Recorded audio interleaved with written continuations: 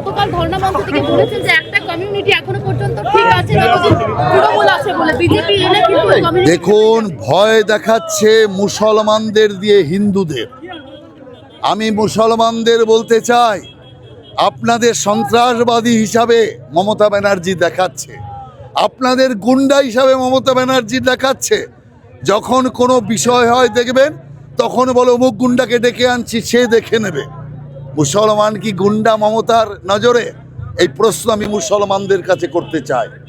আর হিন্দুকে মুসলমান দিয়ে ভয় দেখানোর এই কঠিন রাজনীতি যখন ও করতে শুরু করেছে, তার মানে বুঝে গেছে যে আর জিততে পারবে না।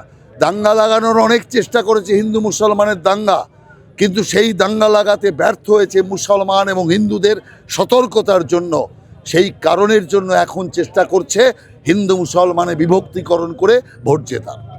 অভিষেক বন্দ্যোপাধ্যায় বলছে বাড়ির সামনে দিয়ে রথ গেলে মাছ মাংস ডিম ভাত রেডি করুন, অতিথি আপ্যায়ন করুন, কি বলবেন? ও যদি খেতে চায় তাহলে করে দেবে লোকেরা। ও যদি খেতে চায় রথযাত্রার পাশে মাছ মাংস, তো কোনো অসুবিধা নেই, তৈরি আছে। কারণ আমরা তো মাছ মাংস ছাড়া চলি না, অতএব মাছ মাংস খাওয়াতে অসুবিধা কী? আমাদের সাথে যদি একজন লোক খায় যে খাবার পাচ্ছে না, সে আসলে আমরা খাওয়াবো। সেই জন্য অভিষেক ব্যানার্জি খেতে চাইলে খাওয়াবো, কারণ গোটা বাংলাটাই তো খেয়ে ফেলছে, গোটা বাংলার মানুষের খাবারই তো খেয়ে ফেলছে। আর যদি একটু খেতে চায়, আরো ভালো ভালো খবর দেখতে সাবস্ক্রাইব করুন বাংলা হান্টের ইউটিউব চ্যানেল। বাংলা হান্টের আরো খবর দেখতে নজর রাখুন।